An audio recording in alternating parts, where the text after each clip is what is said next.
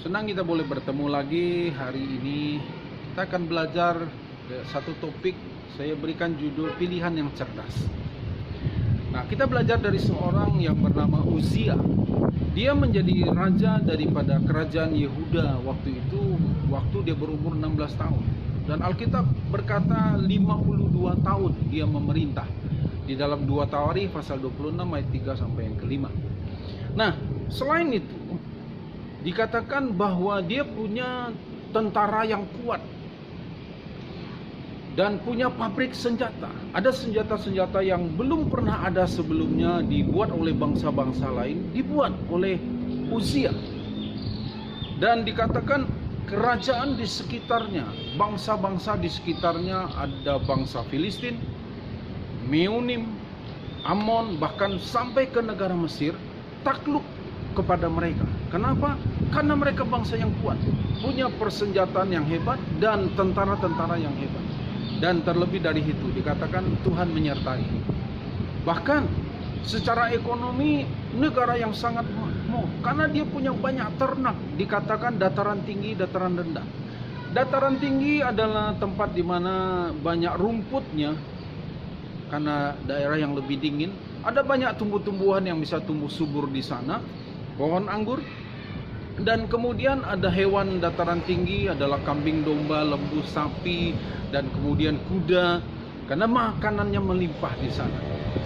Jadi dikatakan hewan dataran tinggi dan dataran rendah, daerah pantai, dia punya banyak ternak-ternak yang lain, mungkin ayam, bebek, dan sebagainya, dan ikan dari laut. Jadi boleh dibilang negaranya ini secara ekonomi makmur. Pertaniannya itu luas, ada buah anggur, ada delima, ada sayur-sayuran dan segala macam.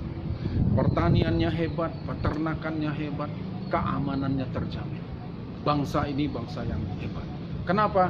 Karena dikatakan selama Uzia mencari Tuhan, maka Tuhan membuat segala usahanya berhasil. Dari mana Uzia bisa dapatkan keberhasilan itu?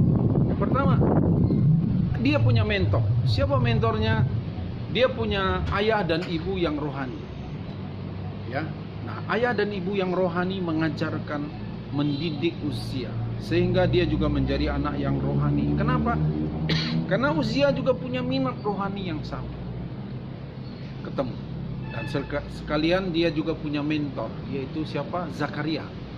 Zakaria mengajarkan takut akan Tuhan kepada Uzia. Dan kemudian kita lihat bahwa bagaimana Uzia mencapai keberhasilan. Dia punya mentor, dia punya orang tua, dia punya bapak rohani, dan minatnya juga baik. Tapi sayangnya, ayat 16 berkata, setelah Uzia menjadi kuat, dia menjadi tinggi hati.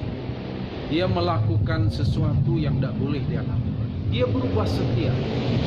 Dia membakar ukupan yang seharusnya hanya boleh dilakukan oleh imam.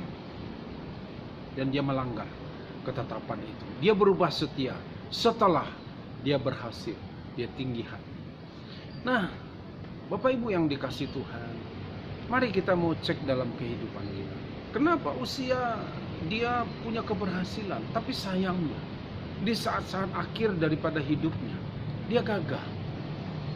Kenapa? Kita coba telusuri apa yang terjadi sebelumnya.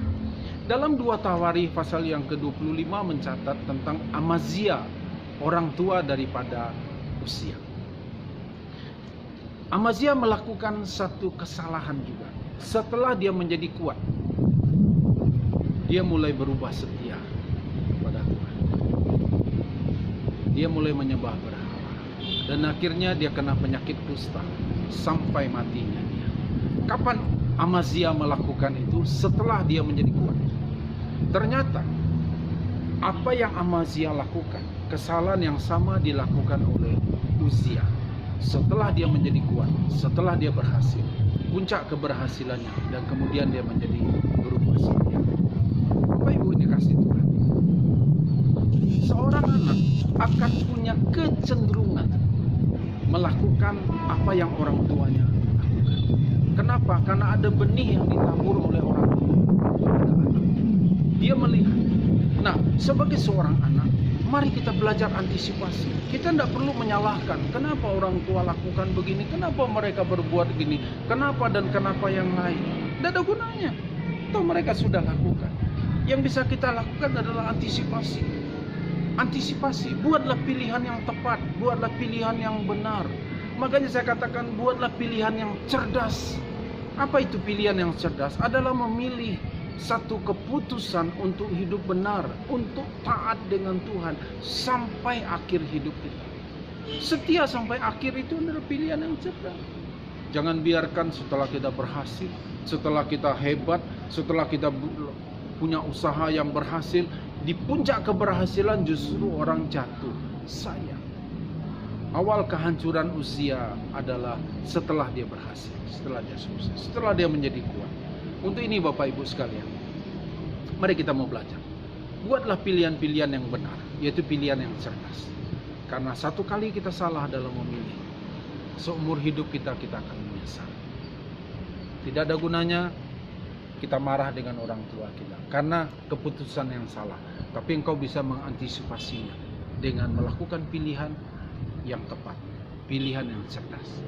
Pilihlah sesuatu yang sesuai dengan firman Tuhan, dan engkau tidak akan pernah menyesal sepanjang umur. Tuhan memberkati kita sekalian.